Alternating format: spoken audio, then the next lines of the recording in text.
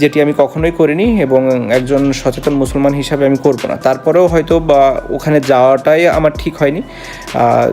সেটা যদি আপনারা মনে করে থাকেন, অবশ্যই আমি এর জন্য আন্তরিকভাবে দুঃখিত, ক্ষমাপ্রার্থী, এবং আমি মনে করি যে আপনারা এটি ক্ষমাসুন্দর দৃষ্টিতে দেখবেন এবং ভবিষ্যতে আমি এরকম কোনো ঘটনা যেন আর পুনরাবৃত্তি না হয় সেটিও চেষ্টা করব। আমার মনে হয় ইসলাম একটি শান্তির ধর্ম। আমার যদিও জ্ঞান খুবই কম, আমি চেষ্টা করছি এবং ভবিষ্যতে আরও চেষ্টা করব যত ইসলাম সম্পর্কে জ্ঞান নেওয়া যায় এবং ইসলামের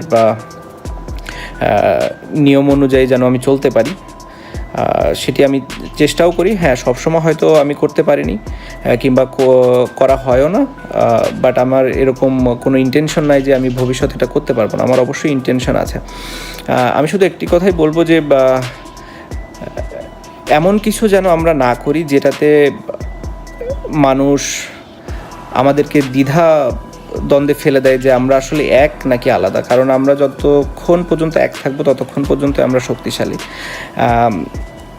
আমরা বিভিন্ন উদাহরণ চাইলেই দিতে পারি, আমি চাইলেই আরও অনেক উদাহরণ দিতে পারি, কিন্তু আমি ওগুলো আসলে দিতে চাই না। আমি মনে করি যে আমরা মুসলমান যারা আছি অবশ্যই তারা এক থাকবো সবসময়, কারণ আমাদের এক থাকা জরুরি, আমাদের একতাটা থাকাটা খুবই জরুরি। যখনই আমরা আলাদা আলাদা হয়ে যাব তখনই আমরা দুর্বল, যখনই আমরা এক থাকবো তখনই আমরা স্ট্রং।